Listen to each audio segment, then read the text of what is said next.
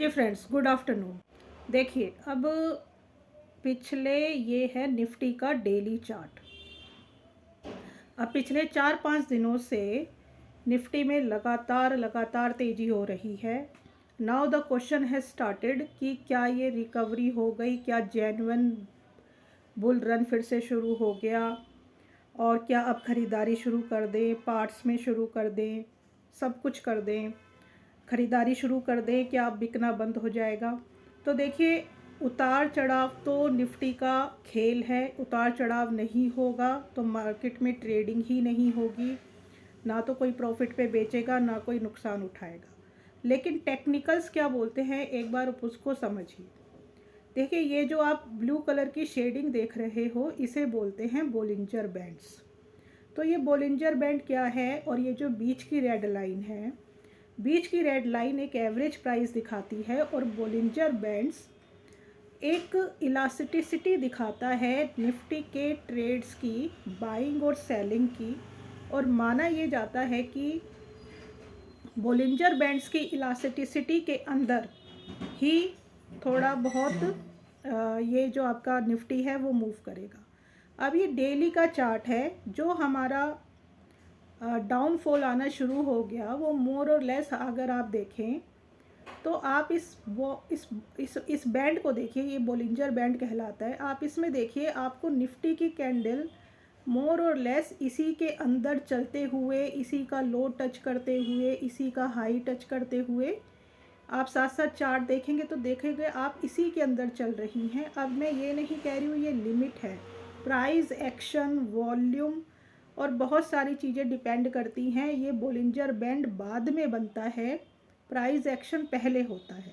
तो ऐसा नहीं कि बोलिंजर बैंड के बेस पे आप वो करोगे, लेकिन बोलिंजर बैंड काफ़ी हद तक आपको एक लाइनिंग दे देता है, एक लिमिट दे देता है कि कब आपको अब यहाँ पर थोड़ा सा प्रॉफिट बुक कर लेना चाहिए। अगर आप शॉर्ट टर्म ट्रेडर हैं तो लॉन्ग टर्म ट्रेडर की बात नहीं हो रही है। अगर आप मीडियम टर्म ट्रेडर हैं, शॉर्ट टर्म ट्रेडर हैं, तो आपको बोलिंजर बैंड्स को ज़रूर देखना चाहिए।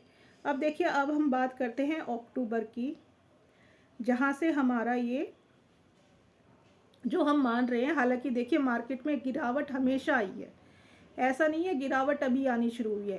तेज़ी आना और गिरावट आना ही मार्केट का नेचर है। तेज़ी आएगी, रेट बढ़ेंगे, फिर प्रॉफिट बुकिंग आएगी, रेट कम होंगे, फिर तेज़ी आएगी, फिर से FII DII बाइंग करेंगे, रिटेल को ट्रैप करेंगे, रिटेल को हायर प्राइस पे सामान बेच देंगे, वो बेचारा फंस जाएगा और वो एकदम से अपनी सारी पोजीशंस काट देंगे। यही खेल चलता रहता है। लेकिन रिटेलर भी कमाते हैं, रिटेलर भी अपनी पोजीशंस को बचा सकते हैं अगर वो ये समझें कि उनका जो पर्टिकुलर स्टॉक है वो फंडामेंटली स्ट्रॉन्ग है, वो फिनेंशियली स्ट्रॉन्ग है, वो ऑपरेटर का फेवरेट स्टॉक है, या ऑपरेटर उसमें खेल करता है तो वो उसको बढ़ा रहा है तो उसके साथ बढ़े, उसको गिरा रहा है तो उसके साथ निकल जाए।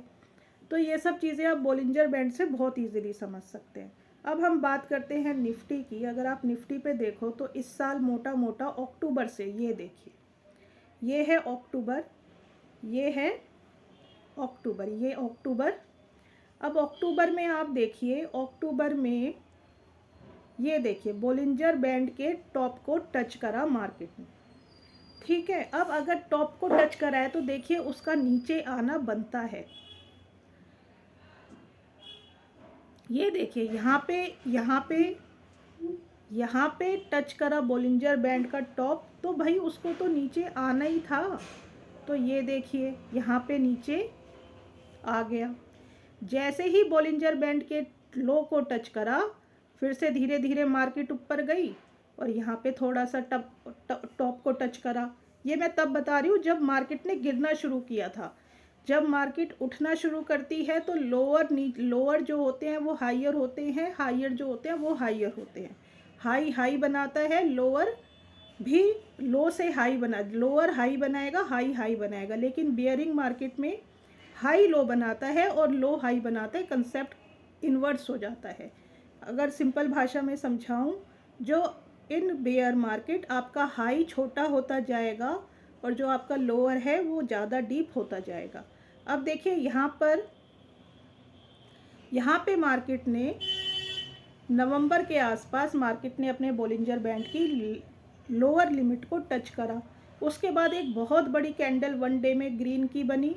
उसके बाद देखिए फिर से यहाँ पर ये आपका दिसंबर के बीच में, दिसंबर जनवरी के बीच में फिर से वो अपने हाई को टच करने गया। उसके बाद देखिए, उसके बाद जब हाई को टच करा तो यहाँ पे फिर से लो को टच करा। तो ये up down up down up down चलता रहेगा। इस लो को टच करने के बाद यहाँ पर ये देखिए, यहाँ पे फिर से हाई को टच करा। ग्रीन कैंडल यहाँ पे भी बनी है, ऐसा नहीं है ग्रीन कैंडल अभी बन रही है। ये देखिए आप, फरवरी में लगातार 1 2 3 4 5 6 कैंडल ग्रीन बनी थी डेली बेसिस पे, और वही चीज़ अब भी हो रही है। ये देखिए 1 2 3 4 5 6 कैंडल लगातार ग्रीन बन रही हैं।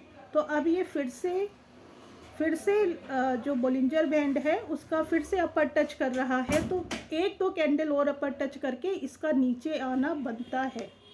यहाँ पे एक बार निफ्टी नीचे आ सकता है, ऐसा नहीं है कि इस बोलिंजर बैंड को तोड़ता हुआ सीधा 26,000 24,000 23,000 चला जाएगा, नहीं। अभी जो आप देखेंगे इसका जो रेजिस्टेंस आएगा वो अभी आपको यहाँ पे आसपास कहीं 23,600 के आसपास, 23,400 के आसपास मिलेगा। और यहाँ से निफ्टी का नीचे आना इस चांसेस आर हाई। लगातार 5-6 दिन जो बड़ वाली ये ख़रीदारी हुई है, ये पहले भी हुई है, ये उससे पहले देखिए, ये अभी की जो ख़रीदारी है वो ये है, इससे पहले की ख़रीदारी ये थी। अब अगर आप इसको देखें, इससे पहले की ख़रीदारी 4-5 दिन की ये थी, है ना। तो ऐसा नहीं है कि ये बढ़ता ही रहेगा। और इससे पहले देखिए, इससे पहले की ख़रीदारी ये थी।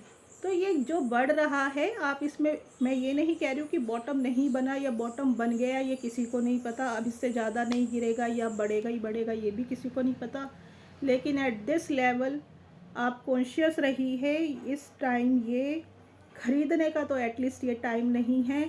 मार्केट जब फिर से अपने बोलिंजर बैंड के लो को यहाँ पर आसपास 22,000 के पास आएगी, देर सबेर हफ्ते में 10 दिन में ज़रूर आएगी। और अब तो वैसे भी मार्च की क्लोजिंग है। जो मार्जिन पे ट्रेड करते हैं फंड, जो FIIs हैं, DIIs हैं, उनको भी अपना टैक्स भरना है, उनको भी अपनी ट्रांजैक्शंस कट करनी है। लॉस को, जिस चीज़ में वो लॉस में हैं उसको उसको या तो बेचेंगे या उसके बदले में दूसरी चीज़ खरीदेंगे, सो दैट कि वो लॉस के अगेंस्ट में टैक्स का एग्जम्पशन ले सकें। और 2 अप्रैल से तो टैरिफ वॉर का, रेसिप्रोकल टैरिफ वॉर का ट्रंप ऑलरेडी अनाउंसमेंट कर चुके हैं। चीन की टैरिफ वॉर, चीन लगातार स्टिमुलस दे रहा है।